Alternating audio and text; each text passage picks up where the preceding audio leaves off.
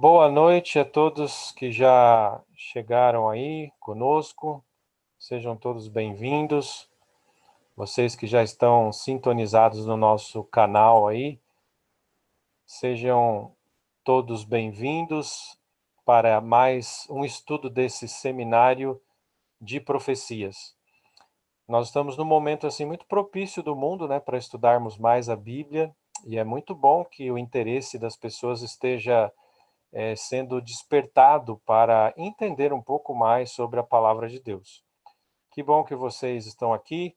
Eu tenho certeza que vocês divulgaram o vídeo que assistiram a semana passada, né?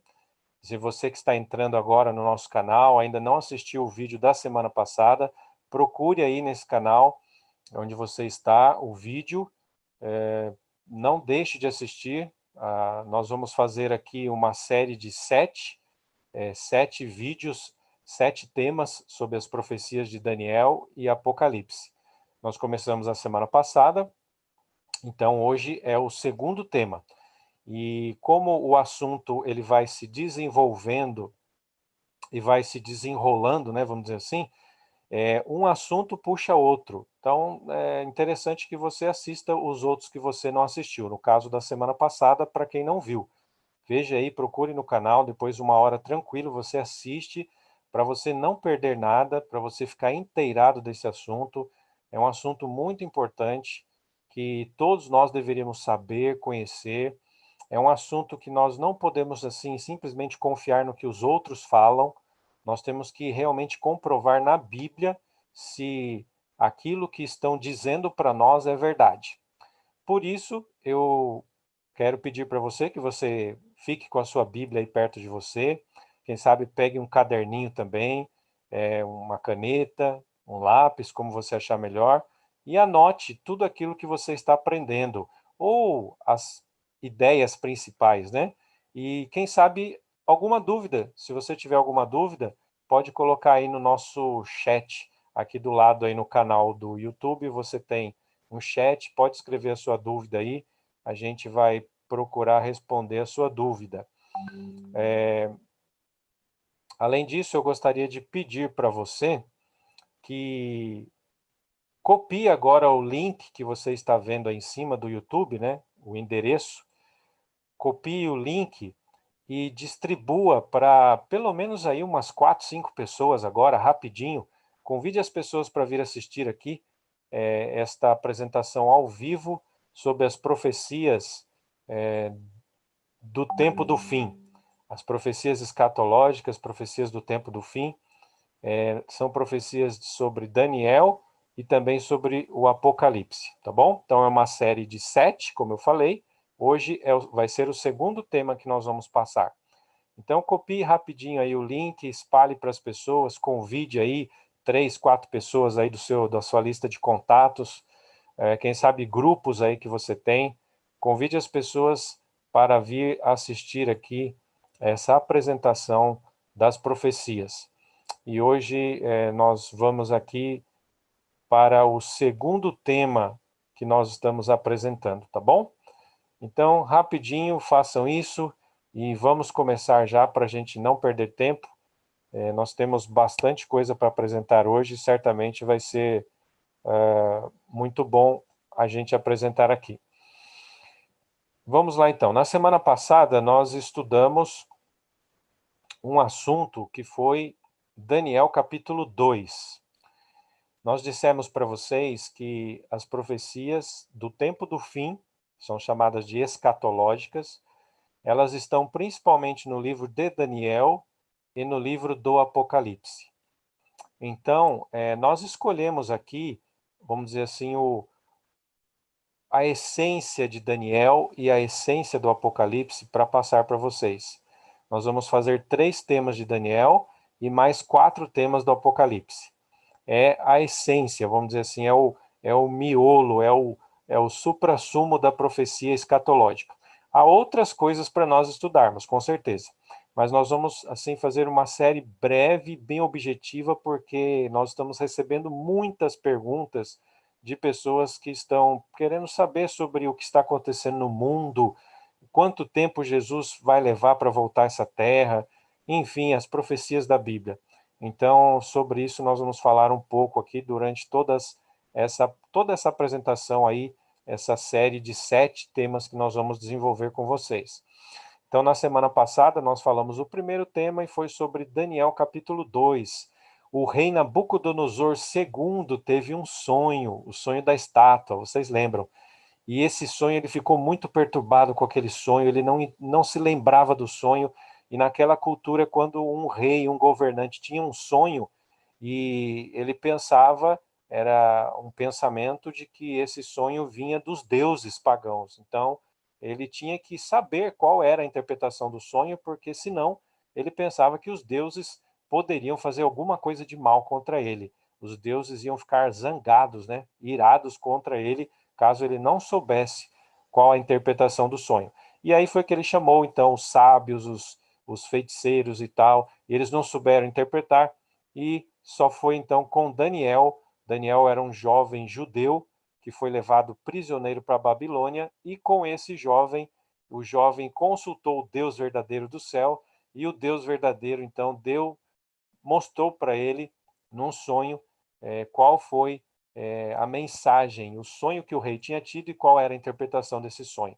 Então, é uma mensagem para o tempo do fim, falando sobre todos os impérios que iam governar esse mundo até a volta de Jesus. Então, vocês assistiram aqui, e quem não assistiu, por favor, não perca, assista aí a da semana passada, para que vocês possam entender um pouco melhor a de hoje. Então vamos lá, vamos começar com a de hoje aqui. Eu vou compartilhar a tela com vocês, para vocês acompanharem aí esses slides, tá bom? E assim fica mais fácil. Então eu vou ler a Bíblia aqui, vou ler os slides, vocês acompanhem aí com a Bíblia e vai anotando aí, não perca, tá bom? E vai chamando as pessoas aí que você está lembrando para acompanharem conosco. Então vamos lá. O tema de hoje, número 2 dessa série, é sobre Daniel capítulo 7. No capítulo 7 de Daniel, nós temos uma outra visão profética. É a segunda visão do livro de Daniel. A primeira foi lá, no capítulo 2, que nós estudamos, do sonho do rei, e agora no capítulo 7 nós temos uma outra visão. Daniel 7, no verso 1, começa o nosso estudo aqui dessa noite. Diz assim: no primeiro ano do reinado de Belsazar, rei da Babilônia, Daniel teve um sonho, e visões passaram diante de seus olhos quando ele estava deitado em sua cama. E logo depois ele escreveu o sonho, fazendo um resumo de todas as coisas. Muito bem, então eu queria primeiro situar, né, o nosso estudo aqui, do ponto de vista histórico. Aqui diz assim que no primeiro ano do reinado de Belsazar, o rei da Babilônia, Daniel teve um sonho, uma visão profética. Bom, quem foi esse rei Belsazar?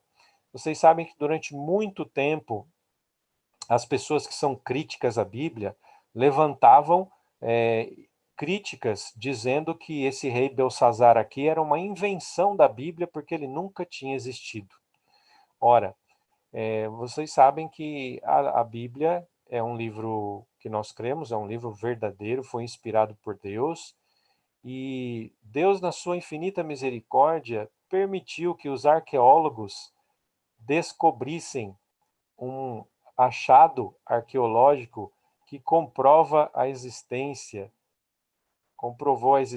do rei Belsazar. Vocês estão vendo aí na tela, esse é um cilindro de argila que foi descoberto no ano 1854, lá na cidade de Ur, dos caldeus. Ur ficava pertinho da Babilônia, certo? Ficava ali no reinado dos caldeus e perto da Babilônia. E ali num templo, um templo do deus Lua, foi achado esse cilindro aqui. E levaram então esse cilindro para os estudiosos, e um erudito chamado Henry Rawlinson, ele aprendeu a decifrar a língua dos caldeus, né, dos babilônicos, que é a língua cuneiforme, e ele decifrou tudo que está escrito nesse cilindro de argila, certo? e ele descobriu que se tratava de uma oração do rei Nabonido. O rei Nabonido. E quem era esse rei Nabonido? Rei Nabonido era o pai de Belsazar. E nessa oração tem uma frase que estava escrito aí, vocês estão vendo na tela, estava escrito assim: a oração de Nabonido, na qual o rei pedia vida longa e saúde para ele e para o seu filho Belchar-Uzur. Então, olha só, Belchar-Uzur era o nome do filho dele. Esse Belchar-Uzur, então, os estudiosos aí, eruditos da Bíblia, descobriram que se trata da mesma pessoa mencionada aqui em Daniel 7, verso 1, o rei Belsazar, que era justamente filho do rei Nabonido. Então, olha aí, uma informação histórica importantíssima para confirmar que esse rei Belsazar, ele realmente é um personagem histórico. E Daniel, então, no primeiro ano desse rei, teve uma visão profética. Que visão ele teve? Vamos ver aqui nos versos 2 e 3 de Daniel 7. Então Daniel disse: Eu estava olhando durante a minha visão da noite, e eis então que os quatro ventos do céu agitavam um mar grande, e quatro animais grandes, diferentes uns dos outros, subiam do mar. Olha que interessante. Quatro animais. Daniel viu aqui na visão quatro animais subindo do mar. E esses animais eram diferentes um dos outros.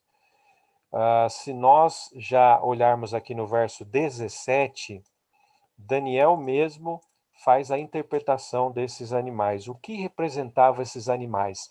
Você sabe que as profecias do tempo do fim, as profecias escatológicas, a maioria delas são simbólicas. Elas são formadas de símbolos. E os símbolos nós temos que descobrir o que significam. Só que para descobrir os símbolos, nós não podemos tirar da nossa cabeça a ideia. Simplesmente pensar, aquele símbolo que está escrito na Bíblia representa tal coisa. Não, a gente tem que procurar a resposta na própria Bíblia. É a Bíblia que interpreta a própria Bíblia. Então, no caso aqui, fica fácil porque o próprio profeta Daniel interpretou aqui os quatro animais. Olha só no verso 17 o que ele falou. Diz assim: Estes grandes animais, que são quatro reis que se levantarão da terra. Olha, quatro reis que se levantarão da terra. Acontece que tem um detalhe importante que eu já vou adiantar para vocês aqui. Quando a profecia escatológica fala sobre reis, ela também fala sobre reinos.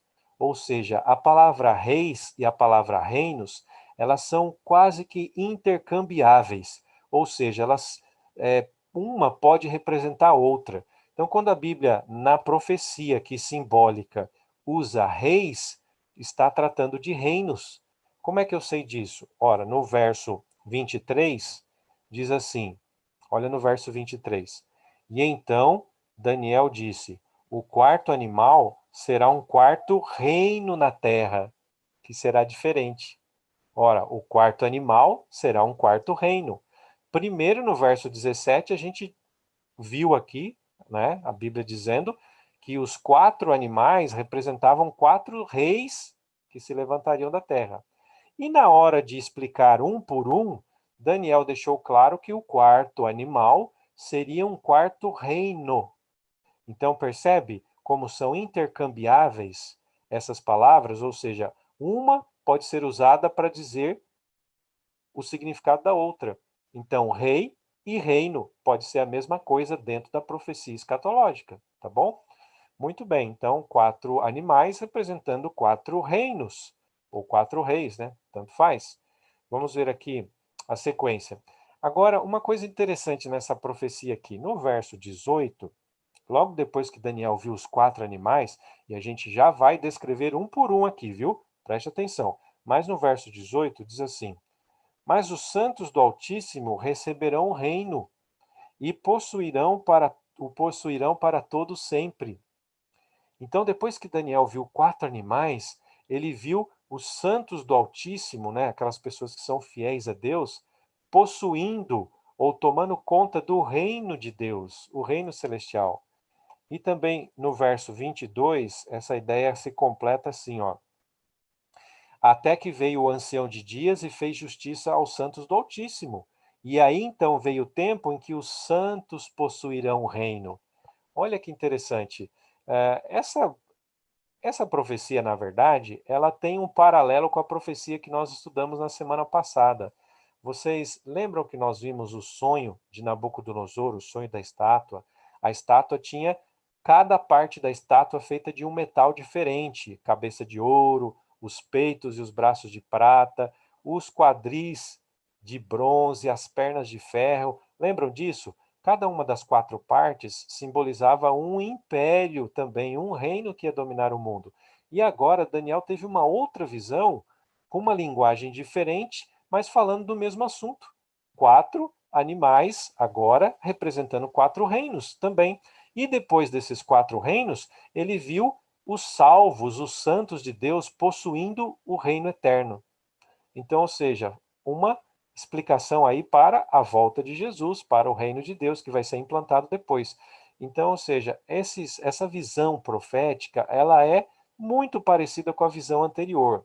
Só que aqui nós temos um detalhe a mais. Qual que é um detalhe a mais? Um não, alguns detalhes a mais, né? E aqui tem uma característica que eu quero explicar para vocês. Nas profecias escatológicas, profecias do tempo do fim, nessa sequência que nós vamos estudar de Daniel e depois do Apocalipse, nós vamos perceber que existe esse princípio da profecia, repetição e ampliação. Ou seja, cada profecia seguinte que nós vamos estudando, ela vai repetindo algumas coisas da profecia anterior, só que ela vai acrescentando detalhes, vai abrindo cada vez mais o leque e vai trazendo novas informações. Então, olha que interessante. É por isso que nós não podemos perder aqui o estudo das profecias, porque cada profecia seguinte que nós vamos estudando vai acrescentando detalhes à profecia anterior que nós vimos. Então, hoje, por exemplo, nós vamos ver algumas coisas aqui repetidas, mas nós vamos ver muitos detalhes a mais. Então, não saia daí. Fique ligado aí para você aprender tudo que a Bíblia quer ensinar para nós. Então, olha aqui, os quatro animais que Daniel viu, então, nessa visão, são os mesmos quatro impérios representados pelo sonho da estátua do rei Nabucodonosor II, que nós estudamos na semana passada. Então se refere aos quatro reinos que iam dominar o mundo desde a época de Daniel. A Babilônia, que era na época de Daniel, depois os Medo-Persas, né, ou o reino Aquemênida, né, como eles chamavam, a Grécia em seguida e depois Roma, ok? São esses quatro reinos aí. Agora vamos ver que detalhes a mais existem nessas profecias. Então vamos lá. No verso 4, Daniel viu o primeiro animal. Foi esse primeiro animal? Daniel diz assim: eu vi, no 7, verso 4, tá? O primeiro animal era como um leão, e ele tinha asas de águia. E enquanto eu olhava, as suas asas foram arrancadas e ele foi levantado da terra e posto de pé, para que andasse como homem, e foi dado a ele uma mente humana. Então, olha que interessante, o primeiro animal parecia um leão, só que não era um leão comum, era um leão que tinha asas de águia. Bom, aqui você já vai observar, né? Já vai perceber uma coisa, que logicamente está se tratando de um símbolo. E até porque nós sabemos que é um símbolo, porque não existe leão com asas de águia no nosso mundo real. Então, isso aqui é apenas um simbolismo, ok? Então, nós vimos que os animais aqui representam reinos. Quatro animais, quatro reinos. Esse primeiro animal representa qual reino? Ora, lógico, na sequência representa a Babilônia, que era o primeiro reino, o primeiro império que estava dominando o mundo na época de Daniel, ok? Então, leão, Babilônia. Essas asas de águia representam a velocidade, a rapidez com que a Babilônia conquistou o mundo. Foi muito rápido. E na época do rei Nabucodonosor II, se tornou um império mundial, ok? E o segundo animal que Daniel viu na sua visão? Está no verso 5. Diz assim: a seguir apareceu o segundo animal semelhante a um urso, o qual se levantou sobre um dos seus lados, e na boca entre os seus dentes havia 3 costelas. Então, olha que interessante, o segundo animal parecia um urso, disse Daniel. Parecia um urso e ele tinha 3 costelas na sua boca. Aqui um detalhe interessante, olha lá, estamos vendo detalhes a mais na profecia. Lá na estátua só foi mostrado para nós o reino, representando os Medo-Persas, né, ou o Império Aquemênida, como eles chamavam. Agora aqui, esse animal, que representa esse mesmo império, ele tem 3 costelas na boca. O que representa costelas na profecia? Bom, a gente tem que procurar sempre a resposta na Bíblia, eu já falei para vocês. Se vocês lerem o Salmo 124, que está marcado aí na tela, 124, verso 6, vocês vão ver que a Bíblia dá a entender que aquilo que está entre os nossos dentes, geralmente são as presas, né? As presas capturadas. Então, ou seja, esse animal com 3 costelas na boca, nós cremos que representam as 3 principais presas que foram feitas pelo Império dos Medo-Persas. E como que isso se cumpriu na história? Olha, se você fizer um levantamento da história, você vai ver que interessante, que os Medo-Persas, para eles chegarem ao topo do mundo e governarem o mundo, eles tiveram que lutar contra 3 reinos muito fortes naquela época. O principal deles, sem dúvida, foi a Babilônia. Eles dominaram a Babilônia e tomaram o poder da Babilônia. Mas além da Babilônia, havia mais 2 reinos também, que não eram tão fortes como a Babilônia, mas eram, de certa forma, representativos. E você está vendo no mapa aí, o mapa do Antigo Oriente Médio, aonde vocês têm aí a Babilônia, tá? A Babilônia, e depois da Babilônia vocês têm aqui a Medo-Pérsia, mais um pouquinho para cima aí, onde está verde, né? Então os Medo-Persas vieram dessa região aí, e vieram e tomaram a Babilônia primeiro, e depois foram tomando o Egito aqui, no norte da África, e também um reino chamado Lídia, que é onde hoje está a Turquia, tá bom? Naquela época tinha um reino chamado Lídia. Então, a Babilônia, o Egito e a Lídia foram as principais presas que os Medo-Persas fizeram para poder chegar a governar esse mundo, tá bom? Olha que legal, a profecia revelou esse segredo antes que acontecesse. Muito bom isso, né? Mas vamos para o próximo animal. O verso 6, então, diz assim: Depois disso, continuei olhando, e eis que apareceu outro animal, semelhante a um leopardo. Ele tinha nas costas 4 asas de ave, e este animal também tinha 4 cabeças. Nossa, que animal terrível esse, né? Com certeza não existe um animal desse no nosso reino animal real, não é? Porque um leopardo de 4 cabeças é uma coisa muito estranha. E com asas de ave ainda, tá bom? Então, o que significa isso aí? Bom, quarto animal, o terceiro reino, certamente representando a Grécia, que dominaria o mundo depois da Medo-Pérsia. E as 4 cabeças foi justamente a divisão desse reino, a divisão do reino que foi feita depois que a Grécia foi dividida. Porque a Grécia, vocês sabem, ela teve 2 períodos. Ela teve um período que foi um reino unido, sob a liderança de Alexandre o Grande, e depois ela teve uma boa parte da sua história como império, não é? Império helenístico, império grego, foi dividido, e dividido em 4 partes. Quando o Alexandre o Grande ele morreu muito jovem, né? Com 33 anos ele morreu, assim que ele assumiu o governo do mundo inteiro como imperador grego, ele acabou morrendo. E aí houve uma briga ali entre os generais para disputar o poder, e no final sobraram 4 generais fortes, e cada um deles resolveu, então, dividir o reino todo, o império, em 4 partes. Vocês têm no mapa aí essas 4 partes. Essa parte em verde aí é o general Ptolomeu, depois a amarela com o general Seleuco, essa parte azul mais escura aí, o Lisímaco, e também essa outra parte aqui mais em rosa, né, com o general Cassandro. São esses 4 generais que dividiram o Império Grego. Então veja, as 4 cabeças do leopardo, que representava a Grécia, representam os 4 reinos que iam dividir, né, iam se dividir em 4. E foi isso que aconteceu na história. Percebe como a profecia nos revela as coisas antes que elas aconteçam, a profecia bíblica, isso é muito interessante. E isso faz com que a nossa fé esteja mais fortalecida na palavra de Deus.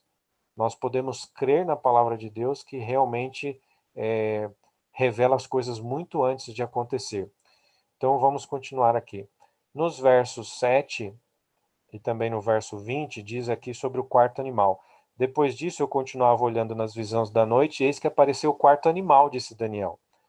Ele era terrível, espantoso e muito forte, e ele tinha grandes dentes de ferro, e ele devorava e fazia em pedaços, e pisava aos pés tudo que ele achava pela frente. Então, olha, um animal terrível, espantoso. Notem que Daniel aqui não conseguiu classificar esse animal como nenhum outro, ele não conseguiu comparar com nenhum animal que ele conhecia. O primeiro ele comparou com o leão, depois o urso, depois o leopardo. Mas o quarto animal, ele não conseguiu comparar com nada. Ele chamou de um animal terrível e espantoso. Né? Algumas pessoas classificam como uma besta selvagem, tá bom? E daqui para frente nós vamos referir a esse animal como uma besta, tá? Uma besta selvagem, tá bom? No verso 7, então, que nós lemos. E lógico que essa besta selvagem, dentro do nosso escopo da profecia, né, nós vamos identificar como sendo Roma, o Império Romano. E olha como que os detalhes da profecia batem com a realidade. O Império Romano foi justamente o império conhecido pela sua força nas conquistas. As legiões romanas, por onde elas passavam, elas devoravam tudo, né? E não sobrava nada. E elas submetiam todos as suas vítimas, né? Os povos conquistados, para que fizessem parte do Império Romano.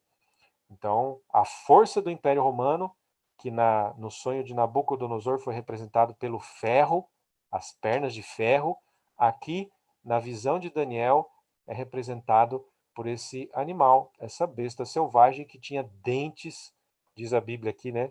Dentes de ferro, dentes muito fortes, ok? Então, Roma, vamos seguindo para frente. No verso 24, nós vamos descobrir o que representa esses 10 chifres. Esse animal, essa besta, diz aqui na visão, tinha 10 chifres.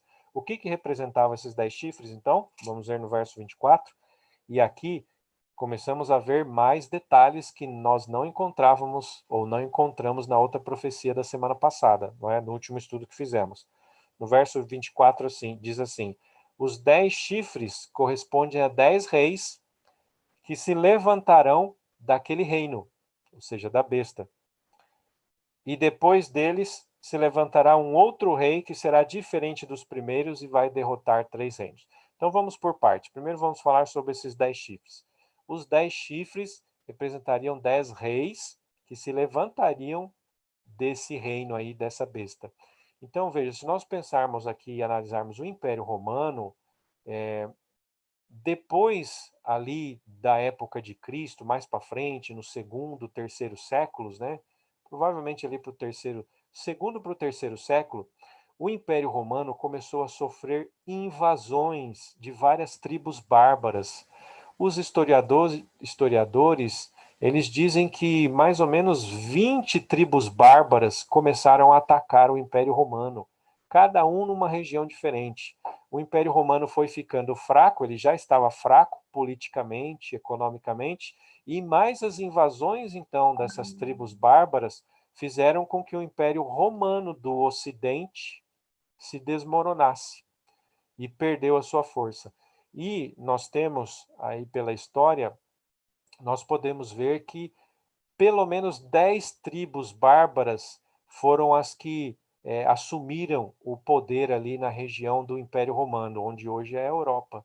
Então vocês têm aí na tela, né, os saxões, francos, lombardos, ostrogodos, burgúndios, érulos, suevos, visigodos, vândalos, enfim, são 10 tribos que são as principais, as que conseguiram fincar raízes, digamos assim, e tomaram territórios importantes do Império Romano. O Império Romano se fragmentou. Olha como a profecia de Daniel se cumpriu assim, literalmente.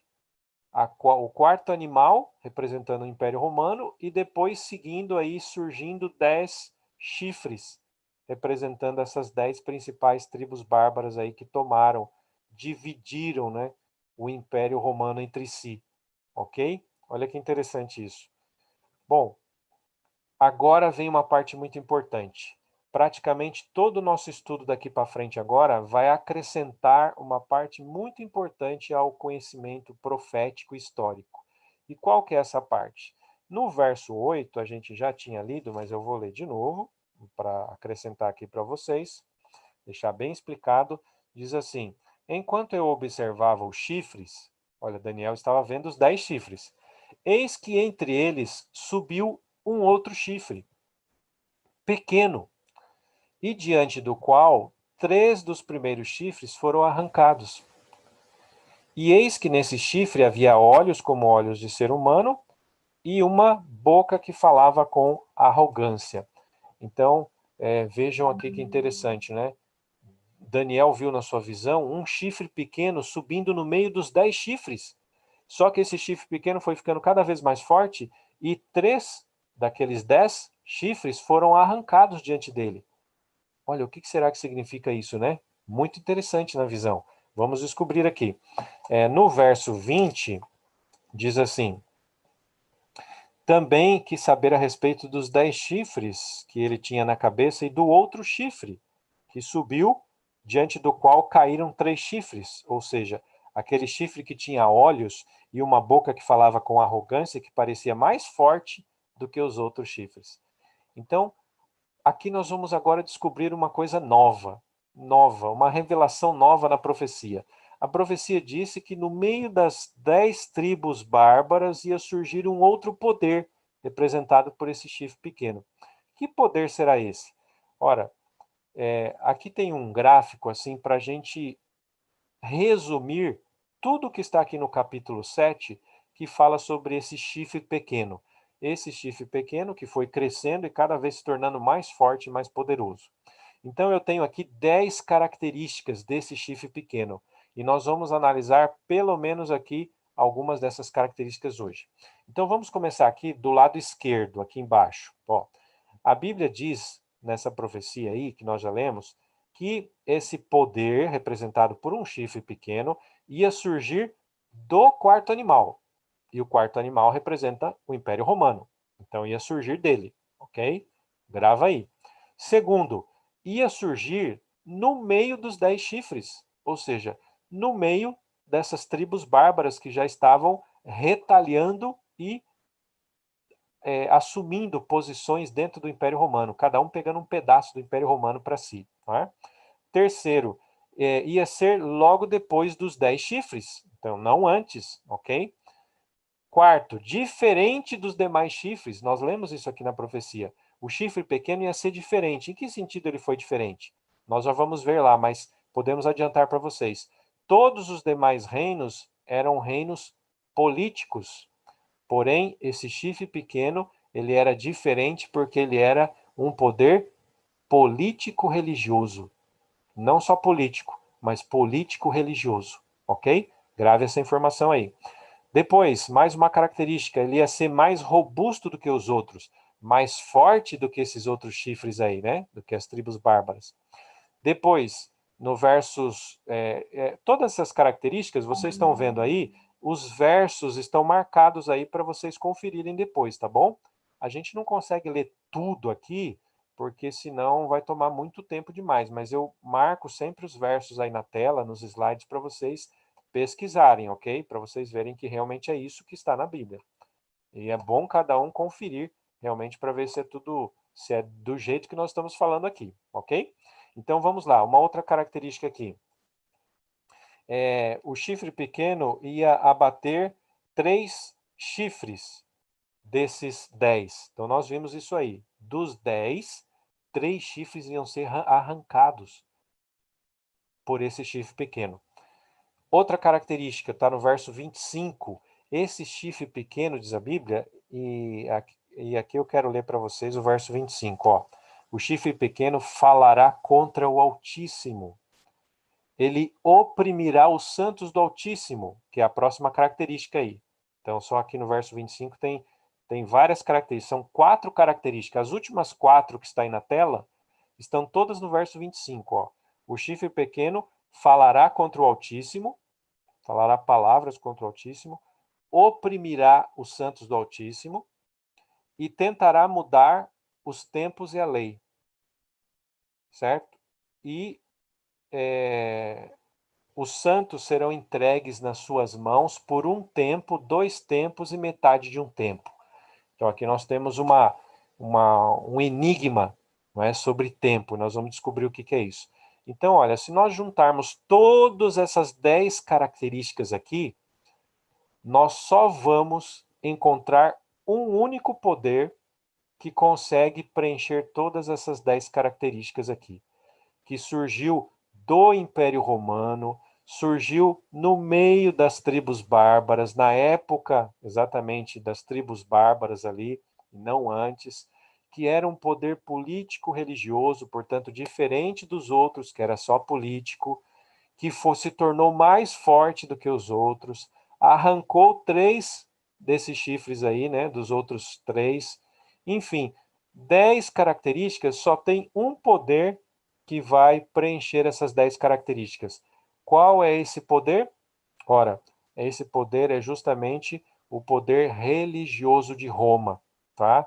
Então, do meio do Império Romano, ou das cinzas do Império Romano, na época das tribos bárbaras ali, que estavam retaliando e acabando com o Império Romano, surgiu então o poder religioso de Roma. Eu tenho até aqui esta citação desse livro que vocês estão vendo aí a capa do lado, né? É escrito por Adolf Harnack, é um historiador, e ele diz assim: o que é o cristianismo? É o título do livro dele. O que é o cristianismo? E desse livro ele cita, então ele faz essa citação que vocês estão vendo aí, olha. E eu vou ler aqui rapidinho, né? Então, parecia com fraqueza interna, né, no Império Romano e também pelas invasões bárbaras, ele diz, vindas de fora, e em tais circunstâncias, o bispo de Roma era visto como um guardião do passado e escudo do futuro.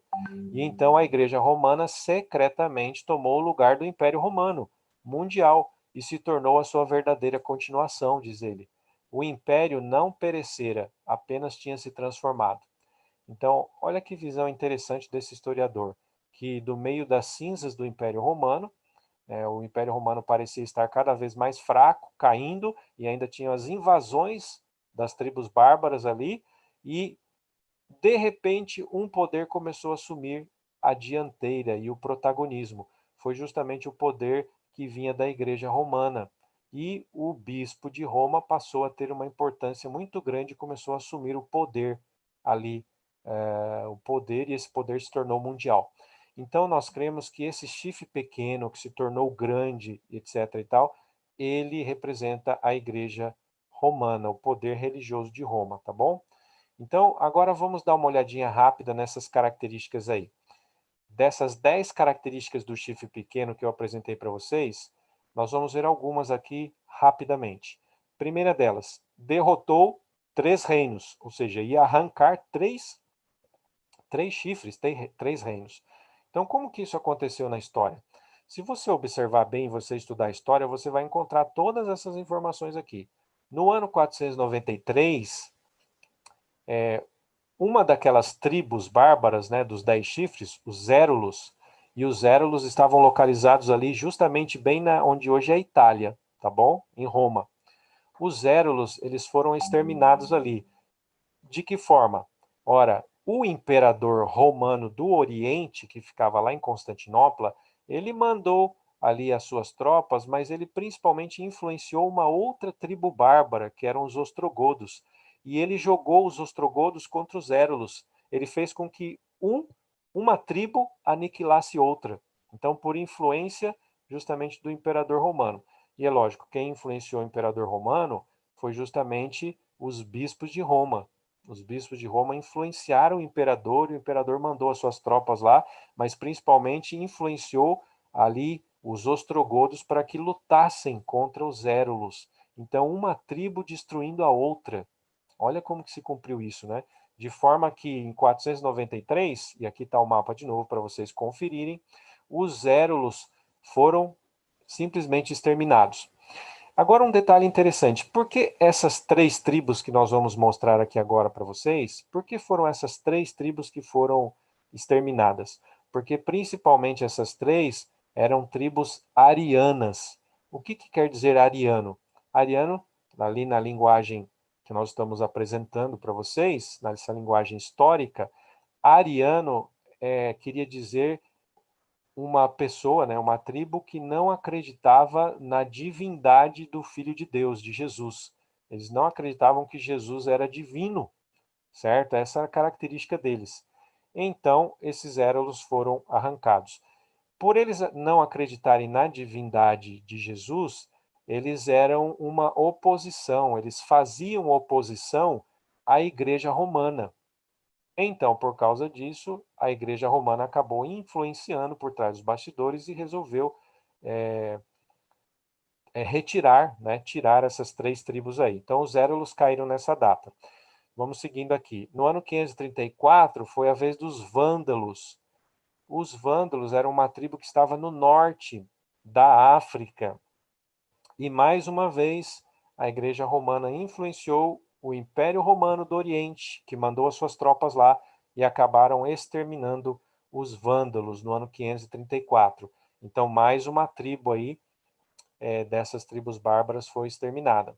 E chegamos aí no ano 538. O que aconteceu no ano 538? A partir do 536, os ostrogodos, como eles faziam oposição à Igreja Romana, eles resolveram invadir Roma. 150 mil homens até Roma cercaram Roma e eles então resolveram bloquear os aquedutos que levavam água para a cidade. Uma estratégia para tentar destruir ali Roma. E o que aconteceu?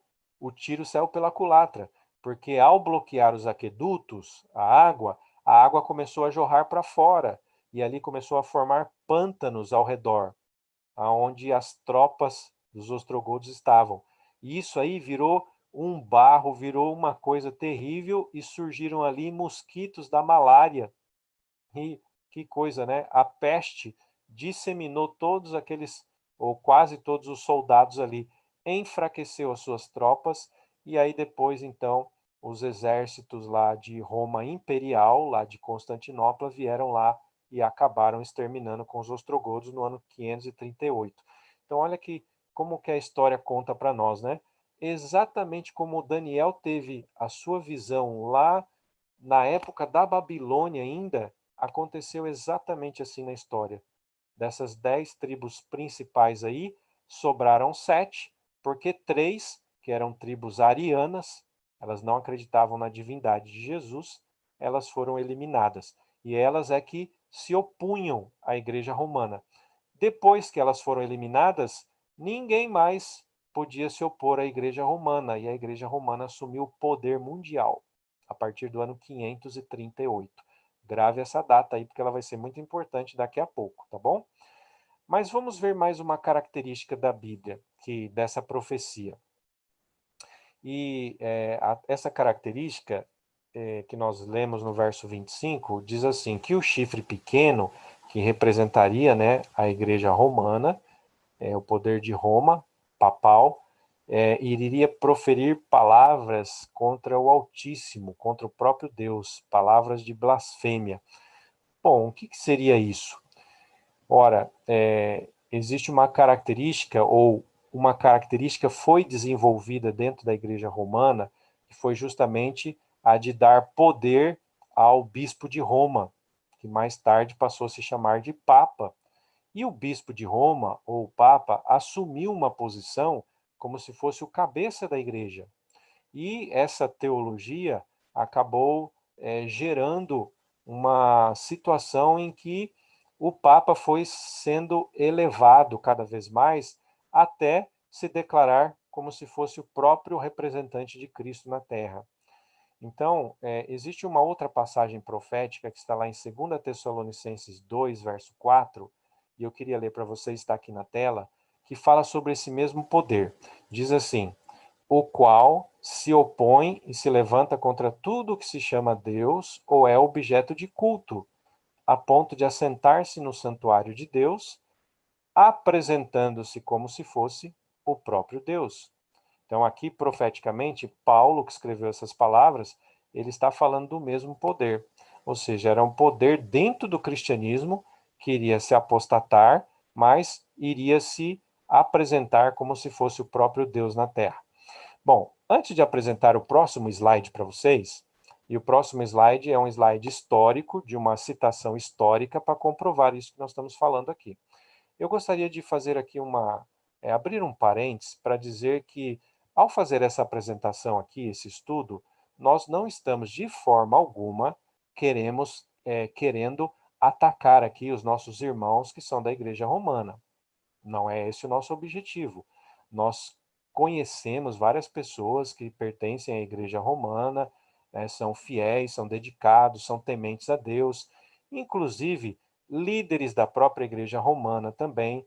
Entre os líderes e entre os membros que congregam nessa religião, existem muitas pessoas boas, tementes a Deus, pessoas que querem realmente seguir a Deus. E nós sabemos disso. Então, aqui o nosso respeito a essas pessoas, né? Deixamos bem claro isso aqui. Quando nós falamos aqui, e nós vamos terminar o nosso estudo, né, indo para a parte final, falando sobre a Igreja Romana, o romanismo, nós não queremos de forma alguma faltar com o respeito. Nós estamos simplesmente apresentando aqui informações históricas, justamente para entender a profecia que foi dada, a profecia dada através de Daniel, ok? Então, fechando agora o parênteses, vamos ver esse próximo slide para comprovar isso que nós falamos. É uma citação histórica que vem justamente de um livro da Igreja Romana, ok? E nesse livro, está embaixo o nome do livro, vocês vão ler a seguinte citação.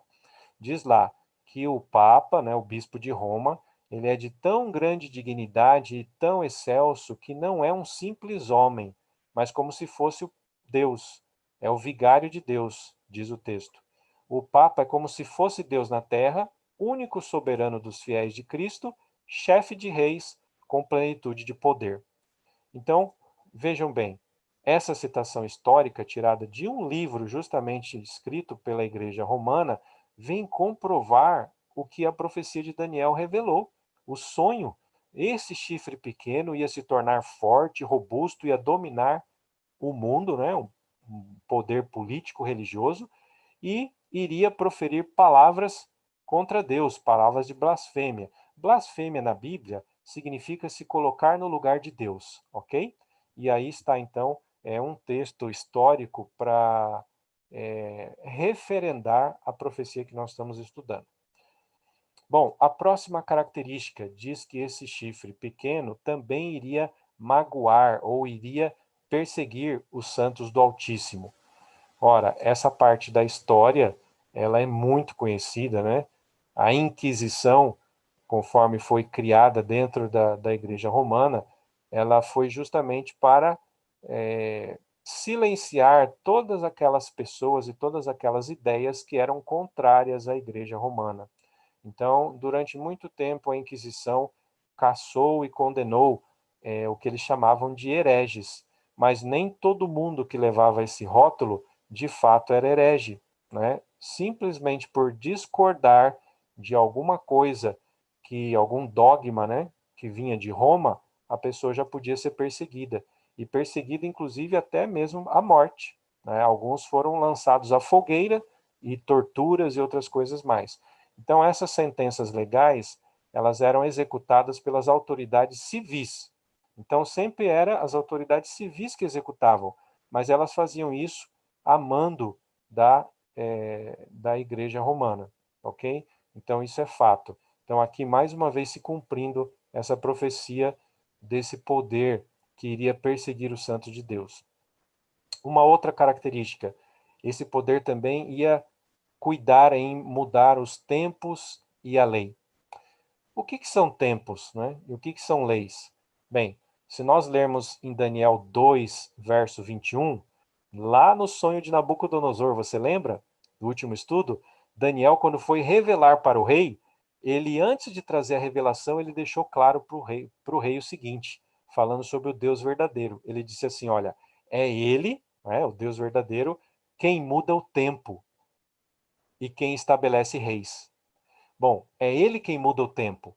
E notem vocês que agora, nessa profecia de Daniel 7, o chifre pequeno aparece como sendo um poder que ia justamente tentar mudar os tempos e a lei. Então, ou seja, a Bíblia diz que é Deus quem muda o tempo, só ele tem esse poder. E aqui, tempo, a gente acredita que tem a ver justamente com o curso da história, né? O curso da história humana, não só a duração, mas o próprio curso da história humana. Então, aqui está profetizado, foi profetizado, que o chifre pequeno ele teria a intenção, né, de ter a prerrogativa divina de dirigir o curso da história. Olha aí, de mudar, né, ou dirigir o curso da história, mudar os tempos. E não só isso, mas também ele mudaria a lei de Deus, a própria lei, os 10 mandamentos. E vocês sabem que isso aconteceu, isso é um fato. Os 10 mandamentos que estão na Bíblia, em Êxodo, perdão, né, Êxodo 20, esses 10 mandamentos foram alterados, justamente por autoridade da Igreja Romana. O segundo mandamento da lei de Deus, que proíbe a adoração de imagens de escultura, foi retirado do Decálogo, dos 10 mandamentos, não existe mais, né, segundo a tradição romana. E o quarto mandamento, que era o quarto mandamento, foi mudado, né, em vez de guardar o sétimo dia, agora passaram a guardar o primeiro dia da semana, o domingo. Né? E o argumento que usam é porque Cristo ressuscitou nesse dia. Ora, lógico, Cristo ressuscitou realmente no dia de domingo, primeiro dia da semana, mas não há em nenhuma parte da Bíblia qualquer ordem ou autorização bíblica para que fosse feita essa mudança. Isso surgiu com a tradição romana apenas. Então, hoje, se vocês pegarem, né, os mandamentos conforme o romanismo ensina, não existe mais o segundo mandamento, que é sobre proibição, né, do culto de imagens, adoração de imagens, e o quarto mandamento, que ordenava o repouso no sétimo dia, o sábado, foi alterado para o primeiro dia da semana. Então, olha aqui, cumprindo a profecia, esse poder iria justamente tentar mudar os tempos e a lei de Deus. Mais um aspecto profético se cumprindo. E aqui está um documento para qualquer um que quiser pesquisar. A própria Igreja Romana aceita isso e reconhece isso, que foi ela quem fez essa mudança. Por exemplo, aqui em cima vocês têm aí a capa, né, de um jornal antigo que foi publicado nos Estados Unidos em 1893, né, no mês de setembro desse ano, lá na cidade de Baltimore, no estado de Maryland. E esse jornal era um jornal católico, se chamava Catholic Mirror.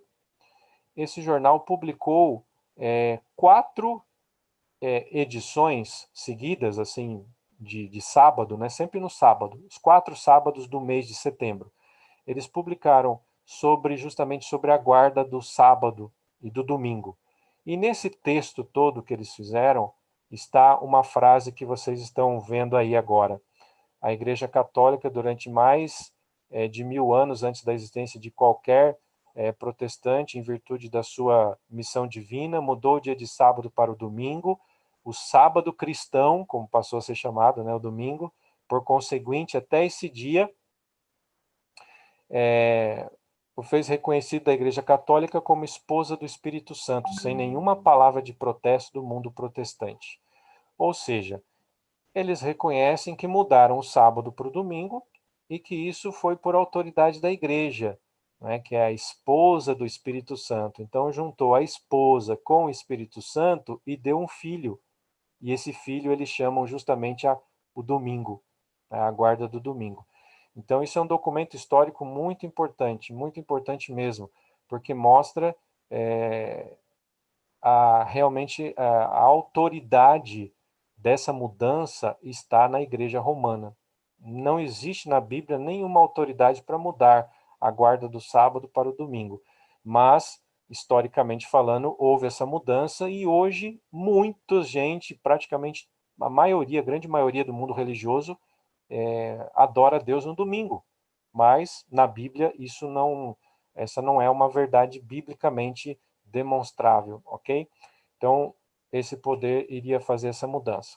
E por fim aqui, nós temos esse enigma, que esse poder iria dominar o mundo por um tempo, 2 tempos e metade de um tempo. Ora, o que é esse tempo aqui nesse enigma profético, né? Se você ler Daniel 11, 13, e eu quero ler para vocês, Daniel 11, verso 13, Daniel 11, 13, diz assim: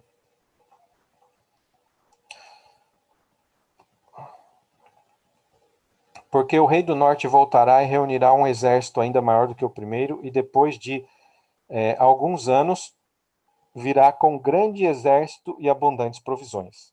Então, ou seja, aqui, nessa tradução que eu li aqui, até que não deixa tão claro, mas na tradução mais, digamos, mais tradicional da Bíblia, fala sobre justamente tempos e anos.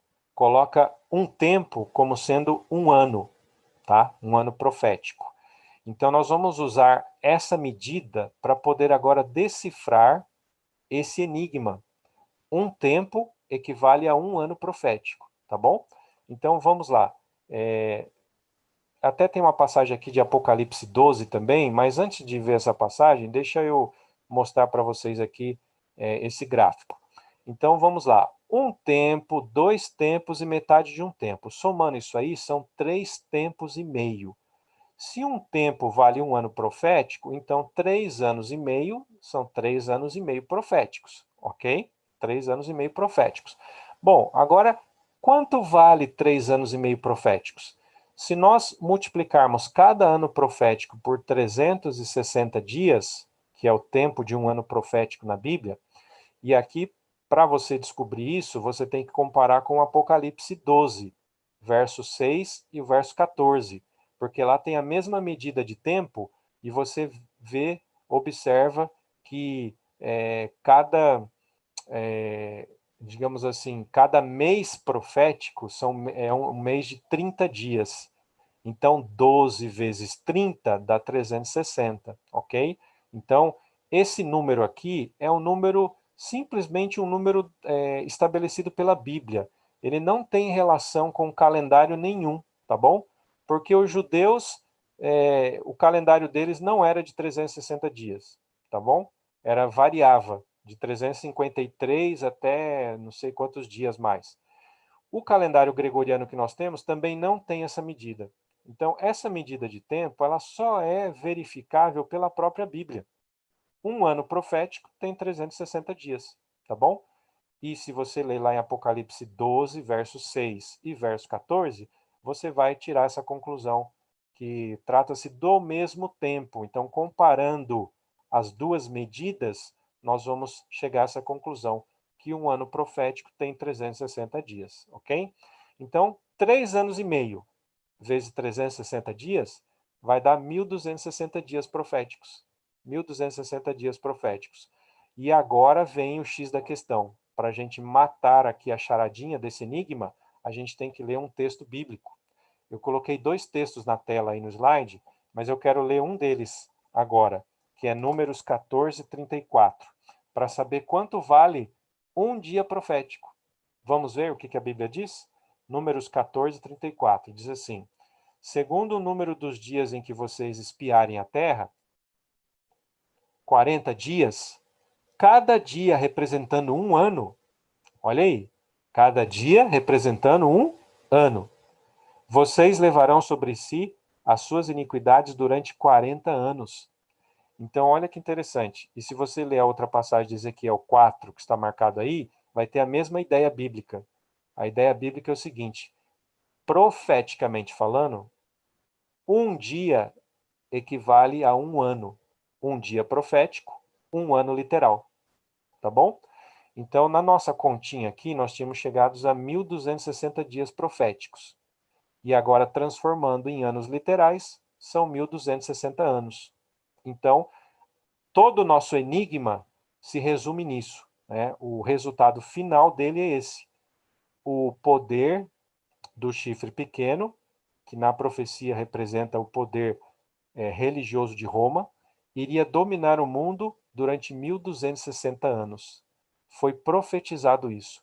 E não é que isso realmente aconteceu na história? A supremacia da Igreja Romana, quando eles tinham o poder, inclusive temporal, né, sob as autoridades civis, para dominar a consciência das pessoas, então foi do ano 538 até o ano 1798. Exatamente. O que aconteceu no ano 538? No ano 538, os ostrogodos foram eliminados, que foi a terceira tribo bárbara, lembra? Os 3 chifres que foram arrancados? O último deles foi os ostrogodos, que é o que eles faziam, oposição à Igreja Romana. Então agora, a partir de 538, não tinha mais oposição, e a Igreja Romana cresceu, certo? E, inclusive, nesse ano foi quando o imperador Justiniano, ele nomeou o bispo de Roma como chefe das igrejas. Então deu todo o poder para o bispo de Roma. Então, ó, sem oposição nenhuma, e com mais ainda a autoridade do bispo de Roma, agora suprema, a igreja assumiu o poder no mundo. Então, essa data é muito importante, o ano 538, por causa disso.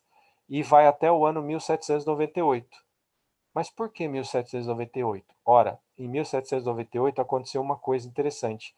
As tropas lá da França invadiram Roma e prenderam o Papa na época, que era o Pio VI, e eles confiscaram as terras de Roma, ou seja, a Igreja Romana perdeu seu poder temporal.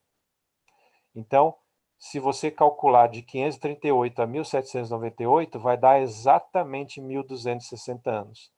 Não é interessante isso?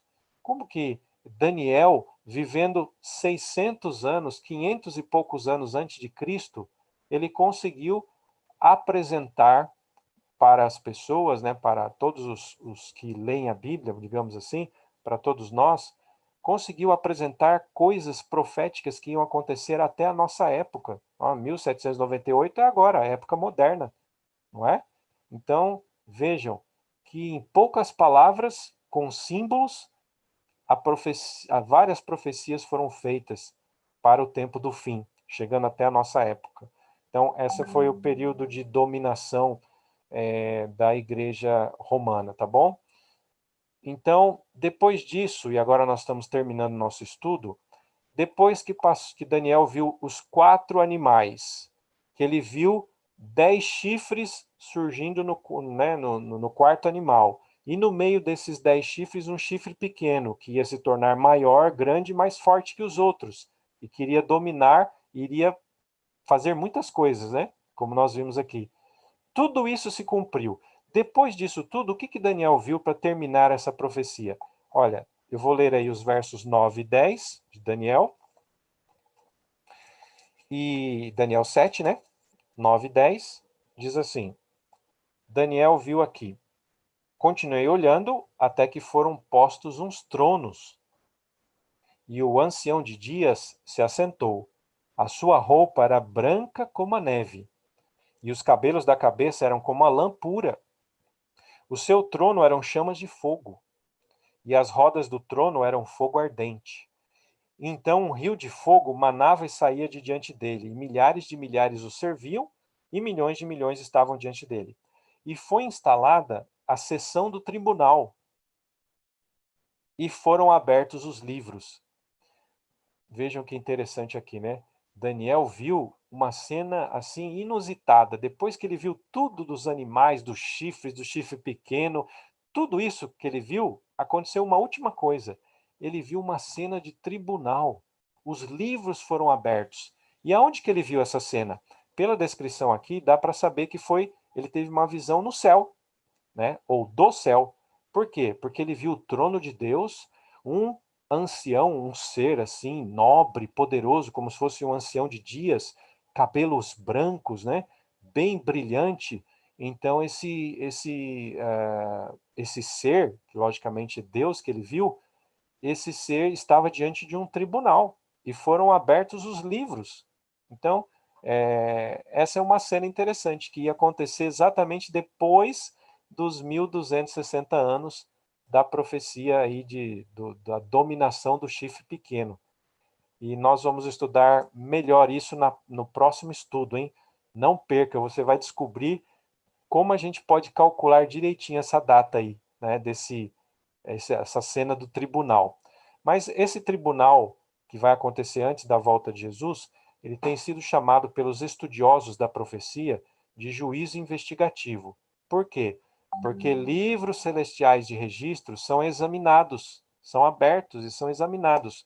E qual que é o objetivo disso? Ora, é atestar aqueles que poderão entrar no céu.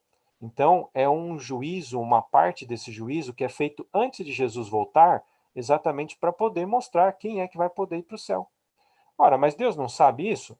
Claro que sabe, Deus sabe tudo. A questão é que só Deus é onisciente nesse universo e mais ninguém. Os anjos não são oniscientes.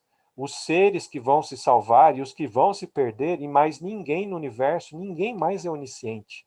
Então, esse juízo precisa ser feito para que a justiça de Deus seja confirmada, né? E ninguém venha duvidar de Deus depois, né, da sua justiça, ok? É para isso que serve o juízo.